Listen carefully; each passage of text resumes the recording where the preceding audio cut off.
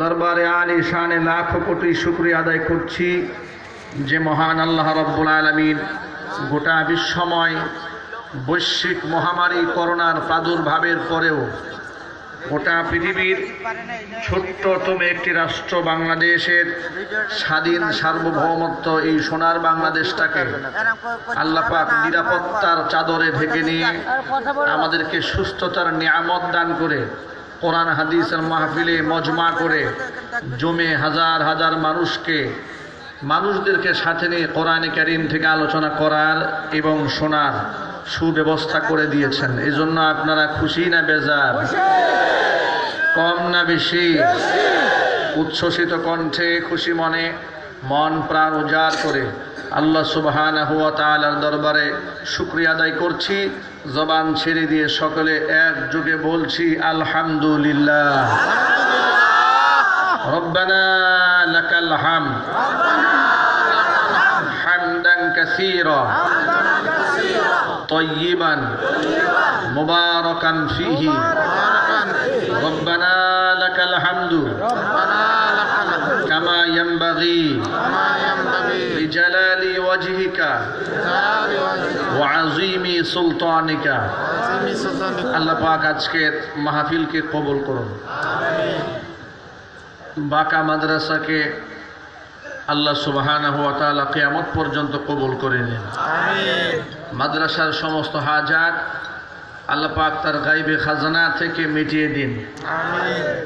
অর্থনৈতিকভাবে, বুদ্ধিভিত্তিকভাবে, শারীরিক শ্রম দিয়ে যারা এই মাহফিলের আঞ্জাম দিয়েছেন, উপস্থিতির মাধ্যমে যারা মাহফিলকে সাফল্যমণ্ডিত করেছেন, কিয়ামতের মাঠে এই মাহফিলটি আল্লাহ সুবহানাহু ওয়া তাআলা সকলের নাজাতের জন্য জারিয়া হিসেবে কবুল করুন। প্রিয় ভাইরা, আল্লাহ সুবহানাহু ওয়া তাআলা কোরআনের মাহফিল আমাদেরকে বসার তৌফিক দিয়েছেন। আমরা ধন্য। আমরা আল্লাহ সুবহানাহু ওয়া তাআলার দরবারে শুকরিয়া আদায় করছি। হাজারো প্রতিকূলতার মধ্যেও এই চুয়াডাঙ্গাতে এতগুলো মানুষকে আল্লাহ কোরআনের মাহফিলে কবুল করেছেন। আমিন। এর দ্বারা প্রমাণ হয় এদেশের মানুষ ইসলামকে ভালোবাসে, কোরআনকে ভালোবাসে। প্রমাণ হয় এদেশের মানুষ ইসলাম, কোরআন, সুন্নাহর বাণীকে উগ্রবাদীর বাণী মনে করে না, শান্তির বাণী মনে করে। এদেশের মানুষ কোরআন শুনলে উগ্র হয় না, কোরআন শুনলে উগ্রবাদী তওবা করে মুসলমান হয়ে যায়। কোরআন শুনে কেউ সন্ত্রাস হয়েছে এমন কোন নমুনা আসমানের নিচে জমিনের উপরে কেউ দেখাতে পারবে? কোন প্রমাণ কেউ পেশ করতে পারবে? অযৌক্তিক দাবি পেশ করা যাবে, কিন্তু বাস্তবতা বড়ই কঠিন, ঠিক কিনা? এই জন্য আল্লাহ সুবহানাহু ওয়া তাআলা কোরআনের সাথে আমাদের সম্পৃক্ত থাকার তৌফিক দান করুন।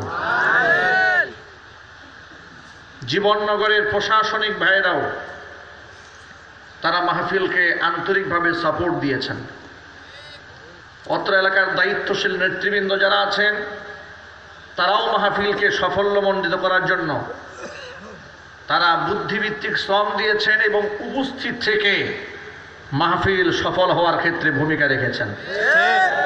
এই জন্য যে সমস্ত নেতৃবৃন্দ এর সাথে সরাসরি জড়িত রয়েছেন মাহফিলকে সাফল্যমণ্ডিত করার জন্য, আমরা শুরুতেই তাদের জন্য দোয়া করছি এবং তাদের শুকরিয়াও আদায় করছি। কারণ হচ্ছে নবী করিম সাল্লাল্লাহু আলাইহি ওয়াসাল্লাম বলেছেন, মান লাম ইয়াশকুরিন নাসা লাম ইয়াশকুরিল্লাহ।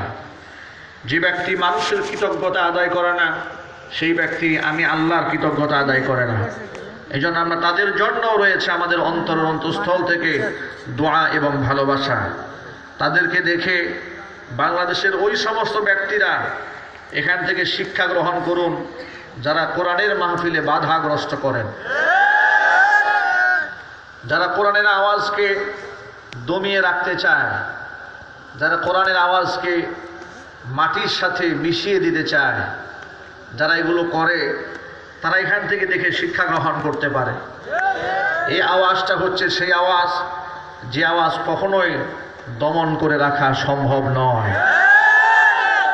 এই নূর তো সেই প্রজ্বলিত নূর। ১৫০০ বছর আগে যে আলো জ্বলেছে নিভু নিভু করে মক্কাতুল মুকাররমায় যখন জ্বলেছিল, তখন কাফেররা চেয়েছিল মুহাম্মদ সাল্লাল্লাহু আলাইহি ওয়াসাল্লাম এবং তার সাথীবর্গকে সমূলেই যেন ধ্বংস করে দেওয়া যায়। আল্লাহ পাক চ্যালেঞ্জ মোকাবেলা করে বলেছেন, ওয়াল্লাহু ওয়া ইয়াবাল্লাহু ইল্লা আন ইউতিম্মা নূরা। ওরা চেয়েছিল, চাচ্ছে মুখের ফুৎকার দিয়ে আমার হিদায়াতের নূরকে, ইসলামের নূরকে, কোরআনের নূরকে ওরা নিষ্প্রভ করে দেবে, নিভিয়ে ফেলবে। কিন্তু আমি আল্লাহ বলছি, ওয়াল্লাহু মুতিম্মু নূরিহি ওয়ালাউ কারিহাল কাফিরুন। কাফেররা যতই অপছন্দ করুক না কেন, এর আলোকে আমি আল্লাহ পূর্ণতায় পৌঁছে দেবই দেব। এটা কি নেবানো সম্ভব? সকলকে জোরে আওয়াজ বলতে হবে, নেবানো সম্ভব। এই জন্য আমরা বলতে চাই, আলোর পথে আসুন, আলোর পথেই আপনারা ফিরে আসুন। মুসলমান হিসেবে নিজেদেরকে গর্ববোধ মনে করুন, মুসলিম হয়ে নিজেকে অনুতপ্ত মনে করবেন না। অনেক ভাইরা মুসলমান হয়ে ইসলামের কথা বলতে সাহস পান না, নিজের মুসলিম পরিচয়টা দিতে লজ্জাবোধ করেন। এর থেকে হাসারাত, এর থেকে আফসোস আর পরিতাপ আর কি হতে পারে? গর্বের সহিত আমরা বলতে পারি, দুনিয়াতে একমাত্র জাতিগোষ্ঠীর নাম হলো মুসলমান, যাদের চেয়ে উত্তম আমল, আখলাক, আদর্শের মানুষ এই জমিনে আল্লাহ পাক আর তৈরি করেন নাই। দ্বীন ও ইসলাম পূর্ণাঙ্গ। আল্লাহ সুবহানাহু ওয়া তাআলা বলেন, আল-ইয়াওমা আকমালতু লাকুম দীনাকুম ওয়া আতমামতু আলাইকুম নি'মাতি ওয়া রাদিতু লাকুমুল ইসলাম দীনা। আজকের এই দিনে আকমালতু লাকুম দীনাকুম, তোমাদের জন্য আমি আল্লাহ তোমাদের দিনকে পূর্ণাঙ্গ করে দিলাম। ওয়া আতমামতু আলাইকুম নি'মাতি, আমার নিয়ামতকে তোমাদের উপর পূর্ণ করে দিলাম। ওয়া রাদিতু লাকুমুল ইসলাম দীনা, দিন হিসেবে, ধর্ম হিসেবে ইসলামকে আমি আল্লাহ মনোনীত করে নিলাম। উপস্থিত সকল ভাইরা এক বাক্যে জবাব দেবেন, আল্লাহর কাছে মনোনীত ধর্মের নাম কি? আল্লাহর কাছে একমাত্র গ্রহণযোগ্য ধর্মের নাম কি? কোরআন মাজিদ আল্লাহ পাক বলেন, ইন্নাদ-দীনা ইনদাল্লাহিল ইসলাম। আমি আল্লাহর কাছে একমাত্র গ্রহণযোগ্য ধর্মের নাম হলো ইসলাম। ইসলাম বাদ দিয়ে মুক্তির পথ দুনিয়াতেও নাই, আখিরাতেও নাই। ইসলাম বাদ দিয়া মুক্তির পথ সমাজেও নাই, সংসারেও নাই, দেশের মধ্যেও নাই। যেখানে ইসলাম আছে সেখানে শান্তি আছে, যেখানে ইসলাম নাই সেখানে অশান্তির আগুন দাও দাও করে জ্বলছে। কোরআনের আওয়াজ নিয়ে যখন বিস্ময় আমরা ছড়িয়ে পড়েছি, মুসলমানের কিছু সন্তানেরা বলে সব কথা বলা যাবে না কোরআনের, কোরআনের কিছু কিছু কথা বললে মজা লাগে, আর কিছু কিছু কথা বললে মনে ব্যথা লাগে। দুঃখজনক ব্যাপার হলো, এই কথাটা কোনো ইহুদি বলে না, এই কথাটা কোনো খ্রিস্টানও বলে না, এই কথাটা কোনো মুশরিকও বলে না, কিন্তু এই কথাটা দেশের অনেক মুসলমানরা বলে। কোন মুসলমান যদি কোরআনের সব কথা শুনতে অপছন্দ করে, আপনারাই বলেন সে কি আর মুসলমান থাকে? সে তো মুসলমান থাকে না। ইসলামের এমন কোন বিষয় আছে যার উপর আপত্তি তোলা যায়, যার উপর প্রশ্ন তোলা যায়, যার উপর ভুল ধরা যায় না? এমন কোন বিষয় ইসলামে নাই। ইসলাম পূর্ণাঙ্গ। দ্ব্যর্থহীন ভাষায় শুরুতে ইসলাম ঘোষণা করে দিয়েছে, যালিকাল কিতাবু লা রাইবা ফীহি। এটা এমন একটা কিতাব যার মধ্যে সন্দেহের কোনো অবকাশ নাই, এমন একটা কিতাব যেটাকে মানুষ পরিবর্ধন করতে পারবে না, ইচ্ছা করলে বাতিল করতে পারবে না, ইসলাম করলে মাটি থেকে মিশাইয়াও দিতে পারবে না। কারণ হচ্ছে ইন্না নাহনু নাযালনা যিকরা ওয়া ইন্না লাহু লাহাফিজুন। এই কোরআন তো নাজিল করলাম আমি আল্লাহ, সংরক্ষণের দায়িত্ব আমি আল্লাহ নিজের হাতে গ্রহণ করেছি। কোন ব্যক্তি যদি কোরআনের কাছে আসে, সেই ব্যক্তির ভাগ্য ভালো হয়ে যাবে, সে হতভাগা হবে না, সে ধর্মান্ধ হবে না। লোকেরা বলে যেই ব্যক্তি শুধু কোরআন পড়লো, হাদিস পড়লো, সেই লোক নাকি ধর্মান্ধ হয়ে যায়। জোরে জোরে বলেন নাউজুবিল্লাহ। ধর্মান্ধ কাকে বলে? যার ধর্মীয় জ্ঞান নাই, ঠিক কিনা? যার ধর্মীয় জ্ঞান আছে তাকে কি ধর্মান্ধ বলা যায়? কথা বলে না কেন? না। যার ধর্মীয় জ্ঞান আছে, প্রকৃত ধর্মীয় জ্ঞান আছে, এটা বুঝতে হবে। আবার ধর্মের অপব্যাখ্যা দানকারী, কোরআন সুন্নাহর অপব্যাখ্যা প্রদানকারী এমন বাতিল শক্তিও দেশে আছে না নাই? আপনারা বলেন তো, কোরআন হাদিস সম্পর্কে সঠিক জ্ঞান রাখে সেই ব্যক্তি কি ধর্মের অপব্যাখ্যা দিতে পারে? না। অপব্যাখ্যা তো সেই ব্যক্তি দেয় যে ব্যক্তি কোরআন পড়ার যোগ্যতা নাই, সূরা ফাতিহা পড়ার যোগ্যতা নাই, কিন্তু টক শোতে বসে ফতোয়া দেয়। অপব্যাখ্যা তারাই দেয়। তারাই আবার আলেমদেরকে বলে, হুজুর কোরআন হাদিসের অপব্যাখ্যা করবেন না। আমি অত্যন্ত শ্রদ্ধা এবং বিনয়ের সাথে বলি, আমার ব্যাখ্যাটা কি সঠিক ব্যাখ্যা না অপব্যাখ্যা, এটা বোঝার জন্য যে যোগ্যতা লাগে, সেই যোগ্যতা বাংলার মাটির কোনো বুদ্ধিজীবীর নাই। এই জন্য আলেমের ভুল ধরবে আলেম। আমার তাফসীর, আমার ব্যাখ্যার ভুল যদি বাংলাদেশের শীর্ষ আলেম কোন ফতোয়া বিভাগ থেকে আমার তাফসীর ফিকহে রিসার্চ করে ভুল ধরা হয়, মেনে নেব। কিন্তু কোন জাহেল যদি আমাকে সবক শেখাতে চায়, জাহেলকে সবক শিখিয়ে দিতে হবে। কথা বলে ঠিক কিনা?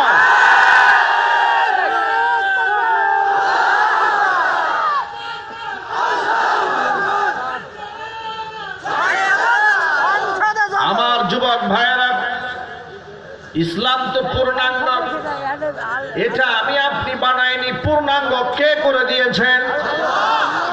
আল্লাহ পাক বলেন, এটা এমন একটা জীবন দর্শন আমি দান করলাম, যদি কেউ শান্তি পেতে চায়, যদি কেউ মুক্তি পেতে চায়, তাকে এই দর্শন ফলো করতে হবে। ইসলাম ছাড়া মুক্তির কোনো উপায় নাই। মুক্তি পাবে না দুনিয়াতে, মুক্তি পাবে না আখিরাতে। আল্লাহ পাক বলেন, وَمَن يَبْتَغِ غَيْرَ الْإِسْلَامِ دِينًا فَلَن يُقْبَلَ مِنْهُ وَهُوَ فِي الْآخِرَةِ مِنَ الْخَاسِرِينَ। কোন ব্যক্তি যদি ইসলাম বাদ দিয়ে অন্য কোনো আদর্শ মানে, অন্য কোনো দর্শন মানে, অবশ্যই সেই ব্যক্তি নাজাত পাবে না। ওহুয়া ফিল আখিরাতি মিনাল খাসিরিন, অবশ্যই আখিরাতে সে ক্ষতিগ্রস্ত হবে, জাহান্নামী হবে। এই জন্য আমরা আল্লাহর দরবারে শুকরিয়া আদায় করি যে আল্লাহ সুবহানাহু ওয়া তাআলা আমাদেরকে ইসলাম দান করে আমাদের উপর আল্লাহ রহম করেছেন। আমরা কি আল্লাহর দরবারে শুকরিয়া আদায় করি না? জুড়ে বলেন না কেন? ইসলাম পেয়ে আপনারা খুশি না বেজার? কম না বেশি? একটু জোর আওয়াজে বলুন আলহামদুলিল্লাহ। ইসলাম এটা গতানুগতিক ধর্ম নয়, যেমন হিন্দু ধর্ম, বৌদ্ধ ধর্ম, খ্রিস্টান ধর্ম। ইসলাম ধর্ম কি এরকম একটা ধর্ম না? লোকেরা বুঝতে ভুল করে, এখানে বোঝার ভুল। হিন্দু ধর্ম এটা পূজা সর্বস্ব একটা ধর্ম। এটা মন্দিরে যাবে, ধর্ম আছে, মন্দির থেকে বের হয়েছেন, ধর্ম শেষ। খ্রিস্টান ধর্ম গির্জা কেন্দ্রিক একটা ধর্ম। ইহুদি ধর্ম এটা তাদের উপাসনা কেন্দ্রিক একটা, উপাসনালয় কেন্দ্রিক একটা ধর্ম, ঠিক কিনা? আপনারা বলেন তো, আমাদের ধর্মটা কি মসজিদ ভিত্তিক একটা ধর্মের নাম? না। আরো জোরে না। না, শুধুমাত্র মসজিদ ভিত্তিক একটা ধর্ম আল্লাহ পাক আমাদেরকে দেন নাই। এই কথাটা অনেক মুসলমান বুঝতে চান না।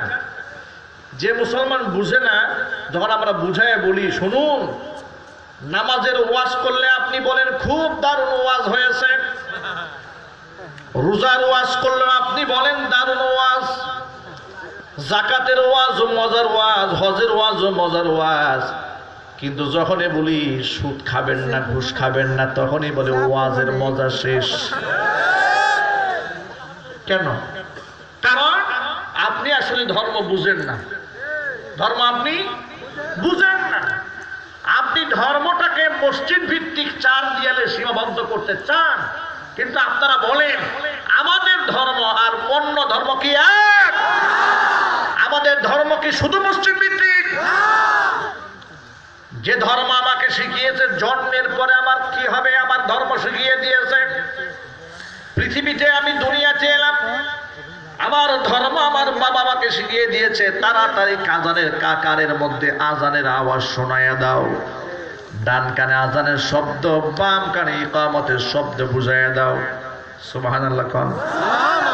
আমার বয়স যখন 3 দিন হয়েছে, 7 দিন হয়েছে কিংবা 9 দিন হয়েছে, আমার ধর্ম আমাকে শিখিয়ে দিয়েছে আমার গার্জিয়ানকে শোনাও, তাড়াতাড়ি কাজে লাগাও, সন্তানের মাথার চুল কামাইয়া দাও, ওজন অনুযায়ী রৌপ্য মুদ্রা রৌপ্য রূপা আল্লাহর রাস্তায় দান করে দাও, সদকা করে দাও, সুন্দর একটা নাম রাখো, এরপরে তোমরা আকিকা করো। ছেলে হলে 2টা খাসি অথবা মেয়ে হলে 1টা খাসি, এভাবে তোমরা মানুষের মধ্যে বন্টন করে দাও, সন্তানের সুন্দর একটা নাম রাখো, সন্তানদেরকে আদব শেখাও, ভাষা শেখাও। এই সন্তানটা যখন সর্বপ্রথম কথা শিখতে যাবে সর্বপ্রথম তার জবানে তোমরা চালু করে দাও লা ইলাহা ইল্লাল্লাহু লা ইলাহা ইল্লাল্লাহু মুহাম্মাদুর রাসূলুল্লাহ। ভাইরা আমার ভালো করে শুনেন, মা বোনরা ভালো করে শুনেন, ধর্মটাকে আমরা বুঝতে পারি না, এটা আমাদের কপাল পোড়া। ধর্ম এত সহজ বিষয় নয়। আল্লাহ সুবহানাহু ওয়া তাআলা পাগল ছাগলের জন্য জান্নাত বানান নাই, কথা বলেন ঠিক কিনা? দুর্গন্ধ পচা দেহের জন্য আল্লাহ জান্নাত বানান নাই, আল্লাহ পাক জান্নাত বানিয়েছেন নেককার বান্দাদের জন্য। ভাইরা, পচা জিনিস কেউ আলমারিতে রাখেন না, শোকেসে সাজিয়ে রাখেন না, ফ্রিজে রাখেন না। পচা জিনিসের স্থান হলো ডাস্টবিন, আর সুন্দর জিনিসটা থাকে আলমারিতে শোকেসে সাজানো। যেহেতু জান্নাত হলো পবিত্র জায়গা, এখানে নাপাক আত্মা নাপাক দেহের কোনো স্থান নাই। পবিত্র মানুষগুলাকে আল্লাহ জান্নাতে ঢুকাই দেবে, অপবিত্র নাপাক গুলাকে আল্লাহ পাক জাহান্নামের মধ্যে নিক্ষেপ করে ফেলে দেবে। প্রিয় ভাইয়ের আমার, মা বোনের আমার, একটুখানি বুঝেন ধর্মটা কি জিনিস।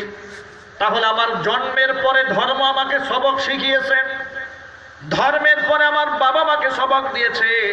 আবার আমার বয়স যখন বালেগ আমি হই না এখনো, যখন আমি শিশু বাচ্চা, আমার বাপ মাকে ধর্ম শিখাই দিয়েছে, সন্তানকে মহাব্বত করো, ভালোবাসো। সুবহানাল্লাহ। সন্তানকে কুলে নাও, চুমা খাও, বাচ্চাদেরকে আদর করো, বাচ্চাদেরকে মায়া করো। এত মায়া সন্তানদেরকে করার নির্দেশ আল্লাহ পাক দিয়েছেন। সন্তান বালেগ হওয়ার আগ পর্যন্ত সবচাইতে জরুরি যেই বিষয় নামাজ, ওই নামাজও আল্লাহ পাক তার উপর থেকে রহিত করে দিয়েছেন। জোরে কোন সুবহানাল্লাহ। এই দুনিয়াতে আমরা যারা মানুষ এসেছি, ইসলাম যারা আমরা মান্য করি, আমাদের সবচেয়ে গুরুত্বপূর্ণ ইবাদতের নাম কি? কথা বুঝতে কষ্ট হয় নাকি? পেছনে কি আওয়াজ যায়? একদম পেছনে, একদম লাস্টে কি আওয়াজ শোনা যায়? হাত উঁচা করেন, হাত উঁচা করেন। শোনা যায় না? আওয়াজ ক্লিয়ার না। সাউন্ড ভালো হলে এই মানুষের আওয়াজ দিত, রেসপন্স পাওয়া যেত। কথা বলেন। এই মানুষের রেসপন্সে বলে যে পিছনে সাউন্ড শুনতে পাচ্ছে না, মাইকওয়ালা কোথায়? আওয়াজ দেন, আওয়াজ দেন, পেছনে আওয়াজ দেন। ভাইরা আমার, আপনারা আমার দিকে মনোনিবেশ করুন। আপনারা বলেন, আমরা যারা মুসলমান, কালিমা যারা পড়ে নিয়েছি, কালিমা পড়ার পরে আমাদের উপর সবচেয়ে গুরু দায়িত্বের নাম কি? আরো জোরে। সবচেয়ে গুরুত্বপূর্ণ দায়িত্বের নাম কি? নামাজ। এই নামাজ হচ্ছে এমন একটা ইবাদত, আসসালাতু ইমাদুদ্দিন, নামাজ হচ্ছে দিনের খুঁটি। এত বড় প্যান্ডে যদি খুঁটি না থাকে সামিয়ানা টিকবে না, সামিয়ানা টিকবে না। নবীজি বলেন নামাজ যদি না থাকে দিনও টিকবে না, ধর্মও টিকবে না। নামাজ হচ্ছে দিনের খুঁটি, আসসালাতু ইমাদুদ্দিন, নামাজ হচ্ছে দিনের মজবুত খুঁটি। কোন ব্যক্তি যদি নামাজকে কায়েম করে, মান আকামাহা আকামাদ্দিন, যেই ব্যক্তি নামাজ কায়েম করলো সেই ব্যক্তির দিনকে কায়েম করলো। আর যেই ব্যক্তি নামাজকে ছেড়ে দিল সেই ব্যক্তি তার দিনটাকে সে ধ্বংস করে দিল। আফসোস লাগে, কলিজায় অধিকাংশ মুসলমান আজকে নামাজ পড়তে চায় না, নামাজে আসে না। আমরা আপনাদেরকে নামাজের প্রতি আহ্বান করি আর বলে দিই, ভাইরা আমার, নামাজটাকে শুধুমাত্র মসজিদ ভিত্তিক একটা ইবাদত নয়, নামাজ হচ্ছে প্রেসক্রিপশন, নামাজ হচ্ছে আত্মশুদ্ধির মাধ্যম। কোন ব্যক্তি যদি নামাজ আদায় করে নিয়মিত, নামাজ হচ্ছে রক্ষা কবচ। আল্লাহ সুবহানাহু ওয়া তাআলা বলেছেন, ইন্নাস সালাতা তানহা আনিল ফাহশাই ওয়াল মুনকার, নিশ্চয় নামাজ মানুষকে অন্যায় অশ্লীল কাজ থেকে বাঁচায় দেয়। জোরে জোরে বলেন সুবহানাল্লাহ। একদিক থেকে আল্লাহ কোরআনে বললেন নামাজ মানুষকে অন্যায় থেকে বাঁচায়, অন্যদিকে আল্লাহর নবী বলেন কোন ব্যক্তি, ও সাহাবীরা শোনা, কোন ব্যক্তি বাড়ির সামনে যদি একটা পুকুর থাকে আর সেই পুকুরে যদি ব্যক্তি 5 বার গোসল করে দৈনিক, তাহলে দেহের মধ্যে কোনো ময়লা থাকবে? সাহাবায়ে কেরাম বলে, নবীজি না, তার দেহের ময়লা থাকবে না। আল্লাহর হাবিব বললেন, শোনো, যেই ব্যক্তি 5 ওয়াক্ত নামাজ পড়ে তার দেহের মধ্যে আর কোনো গুনাহ অবশিষ্ট থাকে না। তাহলে নামাজ এটা মাত্র শুধুমাত্র একটা দৈহিক ইবাদতই নয়, নামাজ হচ্ছে একটা প্রেসক্রিপশন, নামাজ হচ্ছে এমন একটা ইবাদত মানুষের রক্ষা কবচ, অন্যায় থেকে এই ইবাদত মানুষকে বিরত রাখে, বাঁচিয়ে দেয়। চিল্লা এখন আল্লাহু আকবার। এত গুরুত্বপূর্ণ নামাজ, বিবেক যতক্ষণ ঠিক থাকবে ততক্ষণ নামাজ কাজা করা যাবে না, মেধা যতক্ষণ চলবে ততক্ষণ পর্যন্ত নামাজের হুকুম রহিত হবে না। যতক্ষণ একজন মুসলমান আকিল বালেগ থাকবে অবশ্যই তাকে সুস্থ অবস্থায় নামাজ পড়তেই হবে। বান্দা যদি অসুস্থ হয়ে যায় তাহলেও তাকে নামাজ পড়তে হবে। দাঁড়িয়ে পড়তে পারে না বসে পড়বে, বসে পড়তে পারে না শুয়ে পড়বে, শুয়ে ইশারায় হলেও তাকে নামাজ পড়তে হবে। নামাজ ছেড়ে দেওয়ার কোনো উপায় নাই। ভাইরা আমার, যেই নামাজের ব্যাপারে আল্লাহর হাবিব ইন্তেকালের আগে আসসালা আসসালা ইয়া উম্মতি আসসালা, ও আমার উম্মতেরা নামাজ ছেড়ে দিও না, নামাজ ছেড়ে দিও না, নামাজ ছেড়ে দিও না। তিনবার নবীজি উম্মতকে তাগিদ দিয়েছেন। নামাজের গুরুত্ব কত অপরিসীম। যেই নামাজ না পড়লে মুসলমানই থাকে না। আল্লাহ নবী বলেন, মান তারাকা সালাতান মুতাআম্মিদান ফাকাদ কাফারা, ইচ্ছাকৃতভাবে এক ওয়াক্ত নামাজ ছেড়ে দিল ব্যক্তি কুফরি করলো, কাফের হয়ে গেল। ভাইরা আমার, সাহাবায়ে কেরাম বলেন, আমরা নবীজির জামানায় মুসলমান আর কাফেরের পার্থক্য চেহারা দেখে বুঝতাম না। কাফেরদের সাথে মুসলমানের পার্থক্য বুঝতাম, যে এই ব্যক্তি নামাজ পড়ে বুঝতাম লোকটা মুসলমান, যেই লোকটা নামাজ পড়ে না বুঝে নিতাম এই লোকটা মুসলমান নয়, কাফের। এই বক্তব্য যদি মানদণ্ড ধরা হয় বাংলাদেশি, যে নামাজ পড়ে সে মুসলমান আর যে নামাজ পড়ে না সে কাফের, এই বক্তব্য মানদণ্ডে দণ্ডিত করলে, এটাকে যদি মিজান বানানো হয়, পাল্লা বানায়া মুসলমানদেরকে যদি 2 পাল্লায় ওজন দেওয়া হয়, ভাইরা আমার, তাহলে আপনারা বলেন বাংলাদেশে তখন মুসলমানের সংখ্যা কমবে না বাড়বে? হ্যাঁ, বাড়বে কমবে? কি বলেন আপনারা? বাড়বে কমবে? অনেক কমে যাবে। এজন্য দেশে নামধারী মুসলমানের সংখ্যা বেড়েছে। কথা বলতে হবে, নামধারী মুসলমানের সংখ্যা বেড়েছে। মুসলমান হয়েও শিরকের পক্ষে কথা বলে, তাগুতের পক্ষে কথা বলে সে মুসলমান।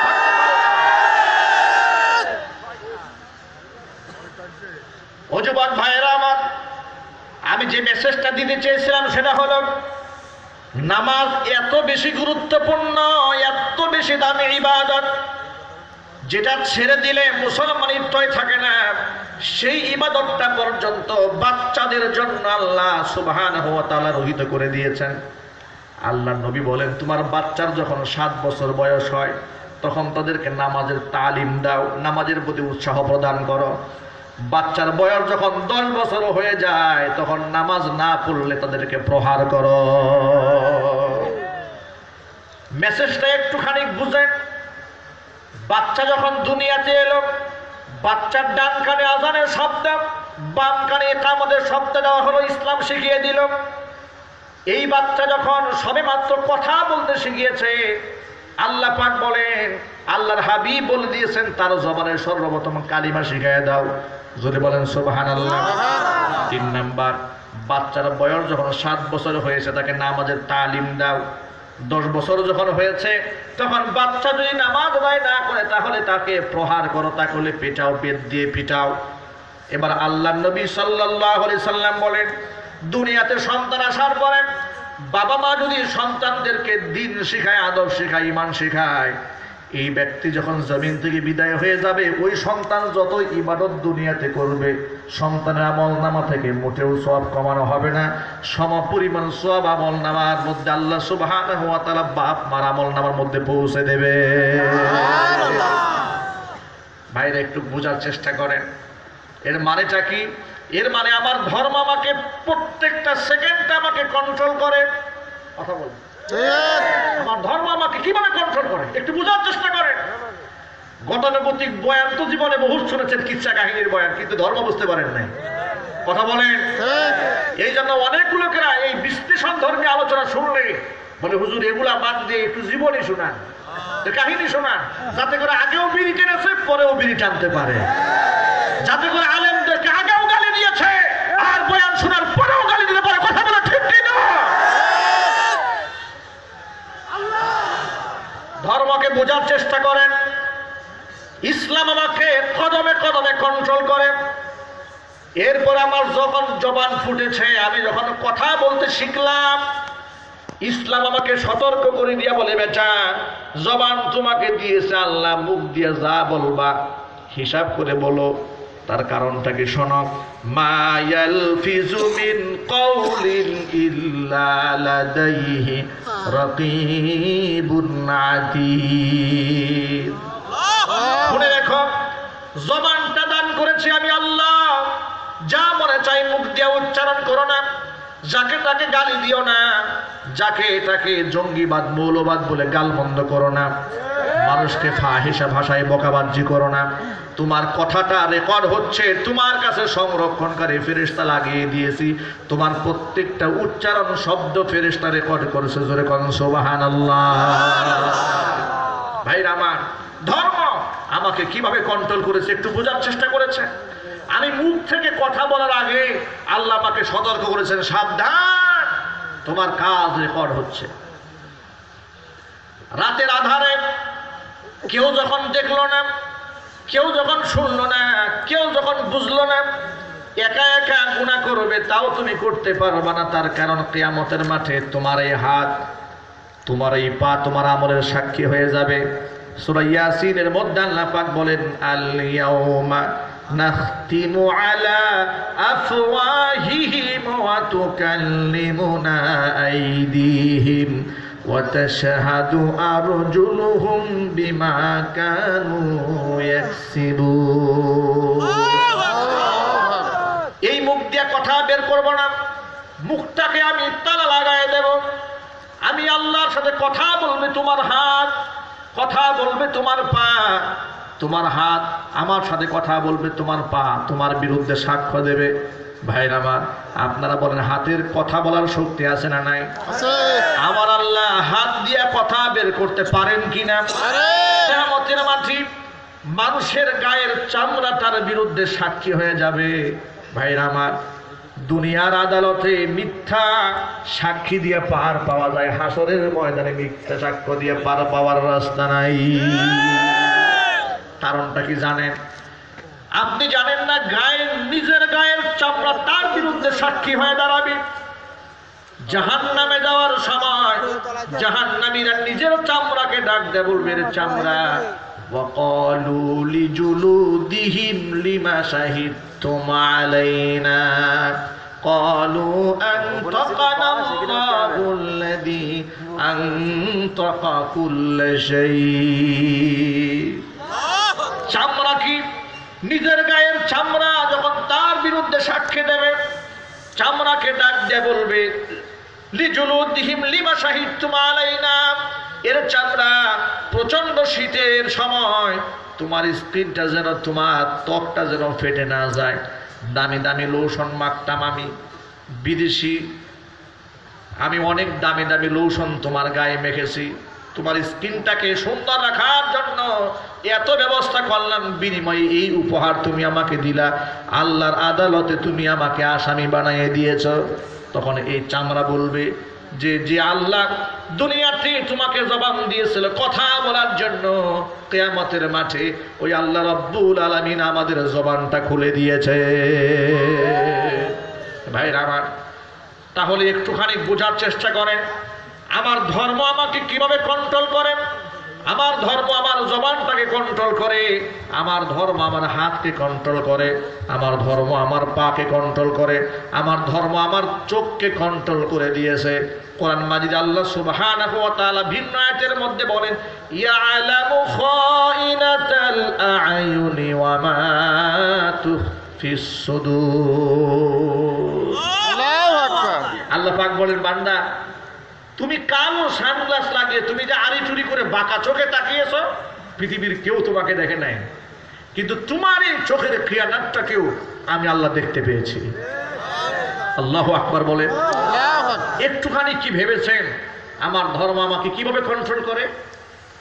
আমার ধর্ম আমার হাতকে কন্ট্রোল করে দিয়েছে, আমার জবানকে কন্ট্রোল করেছে, আমার ধর্ম আমার পাকে কন্ট্রোল করে দিয়েছে, আমার ধর্ম আমার চামড়াকে কন্ট্রোল করে দিয়েছে, আমার ধর্ম আমার দৃষ্টিটাকে কন্ট্রোল করে দিয়েছে। আমার ধর্ম আমাকে বলে তোমার চোখের আড়ি চুরি খিয়ানাত কেউ দেখতে না পেলেও আমি আল্লাহ পাক দেখতে পাই। এমন কি তোমার মনের মধ্যে কি আছে বিশ্বের কেউ না জানলেও আমি আলিমুম বিদাতি সুদূর, তোমার মনের হালাত জানি। জোরে কোন আল্লাহু আকবার। ও যুবক ভাইরা আমার, তাহলে আমার ধর্ম আমাকে এমন কঠিনভাবে নিয়ন্ত্রণ করে, আমাকে এতটা সুনিয়ন্ত্রিত ভাবে পরিচালনা করে, এই জন্য যেই ব্যক্তি পরিপূর্ণ ধার্মিক হয়ে যায় ওই ব্যক্তির চোখটা নিয়ন্ত্রিত হয়ে যায়, ওই ব্যক্তির হাতটা নিয়ন্ত্রিত হয়, তার জবানটা নিয়ন্ত্রিত হয়ে যায়, তার পাটা নিয়ন্ত্রিত হয়ে যায়। সেই ব্যক্তি মিথ্যা কথা বলতে পারে না, তার কারণ সে জানে আমার জবানে যা বলছি সেটা রেকর্ড হয়ে যাচ্ছে। হাত দিয়ে অন্য ব্যক্তির ক্ষতি সাধন করে না, কারণ আমার নবী আমাকে শিখিয়ে দিয়েছে যেই ব্যক্তির জবান আর হাত থেকে অপর ব্যক্তি নিরাপদে থাকে না ওই ব্যক্তি কোনোদিন ইমানদার হতে পারে না। আমার নবী আমাকে এটা শিখিয়ে দিয়েছে, নিজে পেট পুরে খানা খায় আর প্রতিবেশী না খায় থাকে ওই ব্যক্তিও মুসলমান হতে পারে না। আমার নবী আমাকে বলে দিয়েছে, লা ইউমিনু আহাদুকুম হাত্তা ইউহিব্বা লিআখিহি মা ইউহিব্বু লিনাফসিহি, নিজের জন্য যেটা পছন্দ করে ভাইয়ের জন্য যেটা যতক্ষণ পছন্দ না করবে ততক্ষণ পর্যন্ত ব্যক্তি মুমিন হতে পারবে না। ও যুবক ভাইরা আমার, আজকে সমাজের নাস্তিকরা ইসলাম বুঝে না, ইসলাম জানে না, কোরআন হাদিসের জ্ঞান তাদের মধ্যে নাই, যার কারণে বলে ঘরে বসে আলিম বাতা শিখছি আমি, কি তুমি কি আমার চেয়ে বড় আলেম হয়ে গেছো? আহারে কি পাগল পাগলের আমদানি দুনিয়াতে, কি হাসি তামাশার কথা, কি মজাক কথা, কত বড় বিনোদন, জাতীয় বিনোদন। এই কথাটা জাতির জন্য বিনোদন ছাড়া আর কিছুই হতে পারে না। কথা বলেন ঠিক কিনা? ও যুবক ভাইরা আমার, কোন ব্যক্তি যখন ধর্মীয় জ্ঞানে জ্ঞানে হয়ে যায় তার জবান কন্ট্রোল হয়, তার চোখটা কন্ট্রোল হয়ে যায়, তার হাত কন্ট্রোল হয়ে যায়, তার পাটা কন্ট্রোল হয়ে যায়। জোরে বলেন সুবহানাল্লাহ। সুবহানাল্লাহ। কন্ট্রোল যে হয় এটা কি বাস্তব না অবাস্তব? বাস্তব। কথা বলেন। বাস্তব। কিছু উদাহরণ আমি আপনাদের সামনে পেশ করতে চাই। আমাদের বাংলাদেশে মদ, জুয়া, গাঁজা, আফিম, হেরোইন এগুলো আছে না নাই? আছে। এগুলা মনে হয় চুয়া টাকায় ঢুকে না এখন। আছে পার্শ্ববর্তী বর্ডার ইয়াবা ট্যাবলেট, এটাকে মানুষ বাবা বানিয়ে ফেলেছে। ইয়াবাকে কি বলে? বাবা। বাবা। একজনে বলে যে ইনি বাবা খুব, চিন্তা করলাম বাবা আবার খাই কেমনে? হুজুর বোঝেন না, বাবা মানে ইয়াবা, ইয়াবা ট্যাবলেট, এটার নাম হয়ে গেছে কি বাবা। এই বাবা খুব। এরপরে ফ্যান্সিডেল খায়, নাম হয়েছে ডাইলকুর। হ্যাঁ কথা বলেন আছে না নাই? গোটা বাংলাদেশ দেশটাকে ধ্বংস করার জন্য মাদক বিরাট ভূমিকা পালন করে। মাদক সন্ত্রাস তৈরি করে, মাদক মানুষের সমাজের মধ্যে সামাজিক বিশৃঙ্খলা সৃষ্টি করে, মাদক মানুষদেরকে খুন, ধর্ষণ, রাহাজানি ইত্যাদির দিকে টেনে নিয়ে যায়। কথা বলেন। যারা টাকার বিনিময়ে মানুষ হত্যা করে, যারা কিলার, তাদের দিকে একটু নজর দেন। তারা কি করে? তারা মাদক সেবী হয়, সন্ত্রাস হয়, গুন্ডা হয়, মাস্তান হয়, ব্যালেন্স হারিয়ে ফেলে।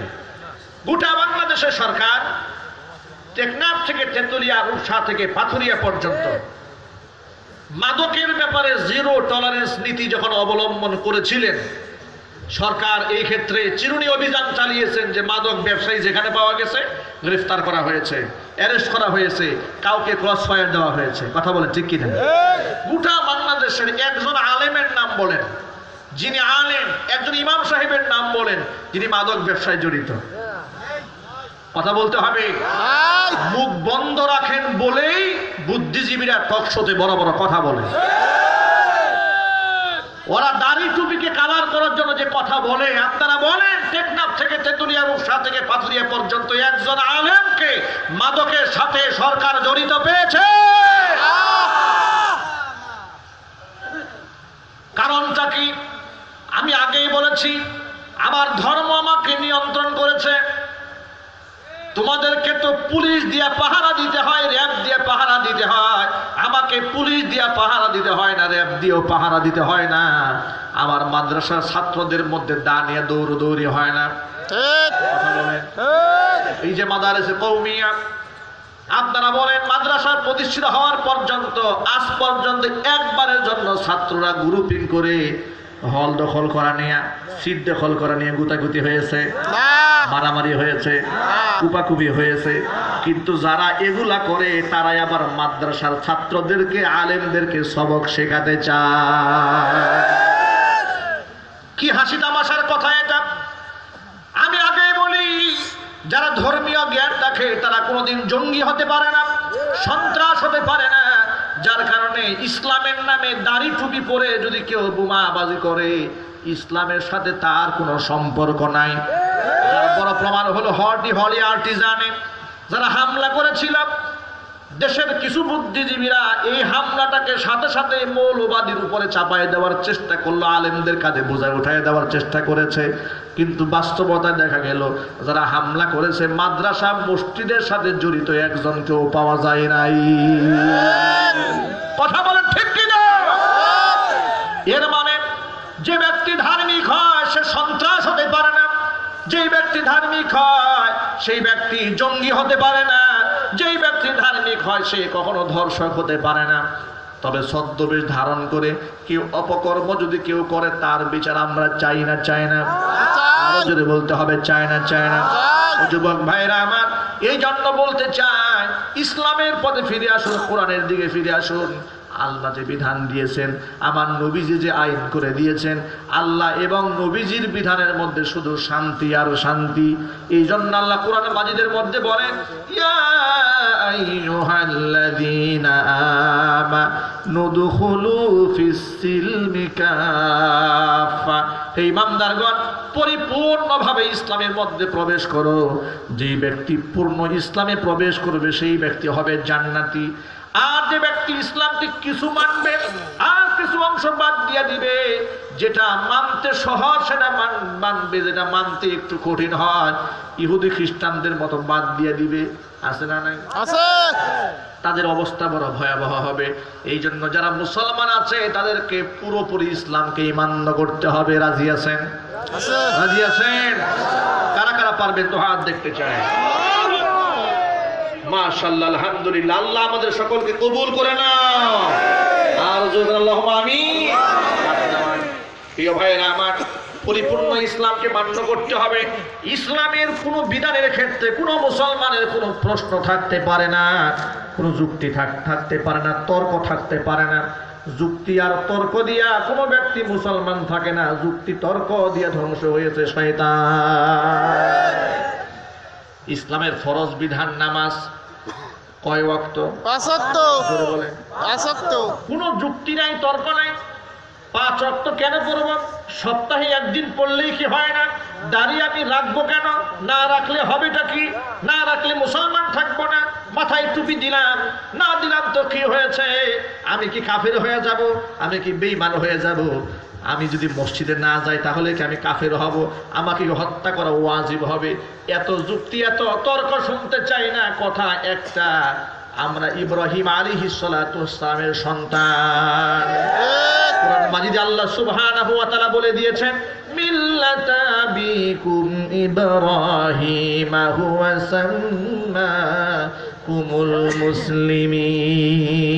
আল্লাহু আকবার। তোমাদের পিতা, তোমাদের জাতির পিতা ইব্রাহিম আলাইহিস সালাতু ওয়াস সালামের পন্থাকে অবলম্বন করো, তার অনুসরণ তোমরা করো। তিনি যেমন মুসলমান ছিলেন তোমরা সেই রকম মুসলমান হয়ে যাও। ভাইরা আমার, লক্ষ্য করেন, ইব্রাহিম আলাইহিস সালাতু ওয়াস সালামের 80 বছর বয়স হয়ে গেল। কোন কোন বর্ণনার মধ্যে এসেছে 100 বছর বয়স হয়েছে, কোন কোন বর্ণনার মধ্যে এসেছে 120 বছর বয়স হয়েছে। ছেলে হয় না, মেয়েও হয় না, কিছুই হয় না। আল্লাহ পাক বুড়া বয়সে একটা সন্তান দিলেন। সন্তানের নাম কি? ইসমাইল। জোরে। ইসমাইল। ইসমাইল আলাইহিস সালাতু ওয়াস সালাম দুনিয়াতে এলেন। আদর ভালোবাসার কোনো কমতি নাই। একজন বাবা তার সন্তানকে কত রকম ভালোবাসে, একজন মা তার সন্তানকে কত রকম মোহাব্বত করে, এটা আপনাদের সামনে ব্যাখ্যা করার কোনো দরকার নাই। কারণ প্রত্যেকেরই ছেলে মেয়ে বাবা মা আছে না নাই? আছে। যদি বলেন কতটা মোহাব্বত একজন মা তার সন্তানকে করে। শীতের রাত, এই যে প্রচন্ড শীত, মায়ের বুকের মধ্যে জড়াই রাখে সন্তানকে। বাচ্চা যদি রাতের আধারে পেশাব করে দিয়েছে, পায়খানা করে দিয়েছি, মাত্র কাঁচা ঘুমের চোখটা লেগে এসেছে, মা একটুখানি বিরক্ত হয় না? শুকনা কাপড় দিয়ে সুন্দর মতো মুছে বাচ্চাকে গরম কম্বল দিয়ে পেঁচায় শোয়ায় রাখে। একটা বারের জন্য মা বিরক্ত হয় না। এত খুশি আল্লাহ পাক হন বাচ্চা যখন ক্ষুধার যন্ত্রণায় কান্না করে, আর ওই ক্ষুধার্ত তৃষ্ণার্ত শিশু বাচ্চার মুখে মা যখন তার স্তন্য দান করে, আল্লাহর হাবিব বলেন 1 ফোঁটা দুধ বাচ্চার কণ্ঠনালীতে ঢুকে যাওয়ার সাথে সাথে আল্লাহ মায়ের আমল নামার মধ্যে মৃত মানুষকে জিন্দা করলে যে সওয়াব হতো সে আমল নামায় সেই সওয়াব দিয়ে দেয়। মায়ের এত দাম, এত মর্যাদা, কত মহাব্বত মা তার সন্তানকে করে। মা যে সন্তানকে ভালোবাসে, সেই ভালোবাসার মধ্যে কোনো খাদ থাকে না। অকৃত্রিম স্নেহ আর ভালোবাসা বাবা মা তার সন্তানকে করে। জুড়ে বলেন ঠিক কিনা? এই জন্য আল্লাহ সুবহানাহু ওয়া তাআলা 30 পারা কোরআনে 4 বার নিজের পরপরই বাবা মার স্থান দিয়েছেন। জোরে কোন সুবহানাল্লাহ। ইব্রাহিম আলাইহিস সালাতু ওয়াস সালাম, তিনি তো মানুষ ছিলেন, যদিও তিনি নবী ছিলেন কিন্তু ফেরেশতা ছিলেন না, তিনি মানুষ ছিলেন। কি ছিলেন? জোরে বলেন। মানুষ ছিলেন। পুত্র ইসমাইলকে আল্লাহ পাক দান করলেন 120 বছর বয়সে। কত ভালোবাসা, কত মোহাব্বত, কত আদর, কত স্নেহ মাত্র দুনিয়াতে এসেছে। এই শিশু বাচ্চা মায়ের বুকের স্তন্য পান করে। আল্লাহর পক্ষ থেকে হুকুম চলে আসলো, বিবি হাজেরা পুত্র ইসমাইলকে মরু প্রান্তরে রেখে আসবা, যেখানে পানি নাই, ঘর নাই, বাড়ি নাই, ব্যবসা বাণিজ্য নাই, কিছুই নাই, সেই জায়গায় নিয়ে যাও। ভাইরা আমার, একটুখানি আপনারা বলেন তো, ইব্রাহিম আলাইহিস সালাতু ওয়াস সালাম এই দায়িত্ব পালন করেছিলেন নাকি আল্লাহকে প্রশ্ন করেছেন যে আল্লাহ এই বুড়া বয়সে একটা সন্তান দিলা, সন্তানটা কাছে রাখতে পারবো না, মরু প্রান্তরে রেখে আসতে বলবা, এটা কোনো কথা হইল? এমন কথা বলেছেন না? এমন কথা বলেন নাই। দেখেন, আর স্ত্রী বিবি হাজেরা আলাইহিস সালাতু ওয়াস সালাম কতটা জ্ঞানী, কতটা বুদ্ধিমতী, কেমন আবেদা, কেমন জাহেদা, কেমন স্বামী ভক্ত ছিলেন একটুখানি ভাবেন। পুত্র ইসমাইলকে বুকের স্তন্য দান করে মা, সন্তানকে নিয়ে বললেন, রওনা হয়ে চলো আমার সাথে। কোথায় যাব, কেন যাব একটু জিজ্ঞেস করলেন না। বর্তমানে আমাদের স্ত্রীদেরকে যদি কোথাও আমরা যেতে বলি, তার এক সপ্তাহ আগে তার কাছে দরখাস্ত পেশ করতে হয়। কথা বলে না কেন? দরখাস্ত পেশ না করলে আপনার বউকে নিয়ে কোথাও যাবে তো আপনার 14 গোষ্ঠী উদ্ধার করে ছাড়বে। তুমি বললে আমি যাব নাকি, আমার একটা প্রিপারেশন আছে না, ঠিক। এক ধমক দিয়ে আপনাকে শোয়াই ফেলবে। এই জন্য বাংলাদেশে বর্তমানে কত স্বামীরা যে বউয়ের কাছে মাজলুম, তার কোনো হিসাব নাই। আমাদের দেশে নারী নির্যাতনের মামলা রয়েছে, কিন্তু পুরুষ নির্যাতনের মামলা নাই। আর এই সুযোগে মেয়েরা, সব মেয়েরা না, এই সুযোগে কিছু সুবিধাভোগী মহিলারা তারা পরকীয়া করে বেড়াচ্ছে। স্বামী যদি বারণ করে, বলে বেশি তিরিং বিরিং করবা না, কিন্তু যৌতুকের মামলা দিয়ে দিব। বিশ্বাস করে না, আমার কাছে যে কত বিচার আসে এই ব্যাপারে। যেহেতু আমি একটা কেন্দ্রীয় মসজিদের খতিব, অসংখ্য লোকেরা নামাজ পড়ে আমার কাছে এসে কারগুজারি শোনায় যে হুজুর এই অবস্থা, আমার স্ত্রী আমার চোখের সামনে আমার খাটে শুয়ে আরেক পুরুষের সাথে কথা বলে, বারণ করলে বলে নারী নির্যাতনের মামলা দিয়ে দিবে। আমি কোন ফাটাবাসের সিবার মধ্যে আছি একটু দেখেন আপনি, কোন মুসিবতের মধ্যে আমরা আছি। ভাই আমার, আল্লাহ সুবহানাহু ওয়া তাআলা এই ধরনের মা বোনদেরকে হেদায়েত দান করুন, আমিন। সকলে যদি বলতে হবে আল্লাহুম্মা আমিন। আমার অনেক মা বোন আবেদা জাহেদা আছেন, আল্লাহ পাক তাদেরকে নেক হায়াত দারাজ করেন, আমিন। সকলে বলেন আল্লাহুম্মা আমিন। হাজেরা আলাইহা সালাতু ওয়াস সালাম কি ইব্রাহিম খলিল বললেন চলো, সন্তানকে নিয়ে চলো। কোথায় যাব, কেন যাব, কি উদ্দেশ্যে যাব, কোনো কথা নাই। রওনা হয়েছে, মরুপ্রান্তর, ধুধু মরুভূমি, মানুষ নাই, ঘর নাই, বাড়ি নাই, গাছপালা নাই, পানি নাই, কিচ্ছু নাই। রেখে আসলেন। রেখে যখন বাড়ির দিকে রওনা হয়েছেন, তখন বিবি হাজেরা শুধু এতটুকু জিজ্ঞেস করলেন, প্রাণের স্বামী আমার, আপনি আমাকে আমার পুত্র ইসমাইলকে এমন একটা জায়গার মধ্যে রেখে আপনি চলে যাচ্ছেন, আপনি এই সিদ্ধান্ত কি আপনার নিজে থেকে নিয়েছেন নাকি আল্লাহর পক্ষ থেকে এসেছে? ইব্রাহিম খলিল চোখের পানি ছাড়া শাহাদাত আঙ্গুলে আকাশের দিকে উঠায় দিলেন, বললেন, শোনো হাজিরা, বুড়া বয়স আল্লাহ পাক আমাকে একটা সন্তান দিয়েছেন, সেই সন্তানের প্রতি আমার কত ভালোবাসা মহব্বত রয়েছে। ওই সন্তানকে আজকে মরুপ্রান্তরে রেখে যাচ্ছি, এটা আমার আপন সিদ্ধান্ত নয়, এটা আমার রবের সিদ্ধান্ত। বলার সাথে সাথে হাজেরা আলাইহিস সালাতু ওয়াস সালাম বললেন, তাহলে ও আল্লাহর খলিল ইব্রাহিম, ভয়ের কোনো কারণ নাই। সিদ্ধান্ত যেহেতু আল্লাহ, যে আল্লাহ পাক আমাকে আমার সন্তানকে মরুপ্রান্তরে রেখে যাওয়ার হুকুম করেছেন, ওই মাবুদ মেহেরবান আমাকে আমার সন্তানকে এই জায়গায় না খাইয়ে আমাদেরকে মারবেন না। আল্লাহর কাছে ইব্রাহিম খলিল দোয়া করলেন, ইন্নী আসকানতু মিন যুররিয়াতি বিওয়াদিন গায়রি যি যারইন ইনদা বাইতিকাল মুহাররাম রব্বানা লিয়ুকিমুস সালাতা ফাজআল আফইদাতাম মিনান নাসি تهوي إليهم وارزقهم من الثمرات لعلهم يشكرون। আমাদের রব, আমি আমার পুত্র ইসমাইলকে, আমি আমার বিবি হাজেরাকে, আমি আমার পরিবার পরিজনকে এমন একটা জায়গায় রেখে গেলাম তোমার ঘরের কাছে, তোমার হারাম ঘরের পাশে, ইনদা বাইতিকাল মুহাররম, তোমার সম্মানিত কাবা ঘরের পাশে। ঘর নাই, বাড়ি নাই, মানুষ নাই, জন নাই, কিচ্ছু নাই, ধুধু মরু প্রান্তর। রব্বুল আমিন ফাজআল আফইদাতাম মিনান নাস, পৃথিবীর শ্রেষ্ঠ মানুষের অন্তরগুলাকে জাগার দিকে তুমি ঝুঁকায় দাও। আয় আল্লাহ, তারা যেন নামাজ কায়েম করতে পারে, তারা যেন তোমার শুকরিয়া আদায় করতে পারে, তাদের জন্য রিজিকের ফয়সালা করে দাও। জোরে কোন সুবহানাল্লাহ। ভাইরা আমার, এই এক্সাম্পলটা দিয়ে আমি শুধুমাত্র যে উদাহরণটা বোঝাতে চেয়েছি আপনাদের সামনে, সেটা হলো ইব্রাহিম খলিলকে আল্লাহ পাক তার সন্তান, তার বিবিকে মরু প্রান্তরে রেখে আসতে বললেন। ইব্রাহিম খলিল একটা বারের জন্য আল্লাহকে বলেন নাই, রব্বুল আলামিন কি অপরাধ ছিল আমার শিশু বাচ্চার, কি অপরাধ আমার বিবির, কোন পাপের সাজা এটা, কোন পাপের প্রায়শ্চিত্ত এটা একটা বারের জন্য জানতে চান নাই। সুবহানাল্লাহ বলেন। সুবহানাল্লাহ। শুধু তাই নয়, সন্তানকে বাবা থেকে আল্লাহ পাক দূরে সরাই দিলেন। মনের মধ্যে কষ্ট আছে না নাই? আছে। জোরে বলেন।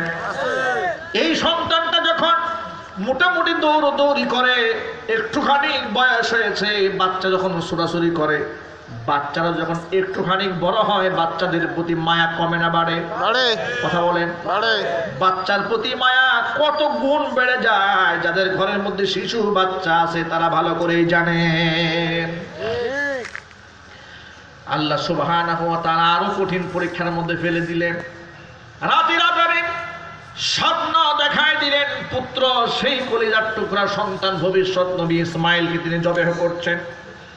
কোরআন মাজিদ আল্লাহ রাব্বুল আলামিন বলছেন, ফালাম্মা বালাগা মাআহুস সাইয়া ক্বালা ইয়া বুনাইয়া ইন্নী আরা ফিল মানামি আন্নী আযবাহুকা ফানজুর মাযা তারা قال يا أبت افعل ما تؤمر ستجدني إن شاء الله من الصابرين।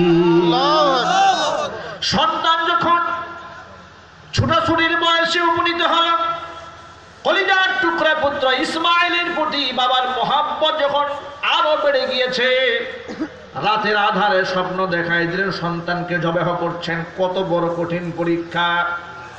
সরাসরি জিব্রাইল পাঠিয়ে আল্লাহ পাক তাকে হুকুম করেননি, স্বপ্ন যুগে দেখালেন।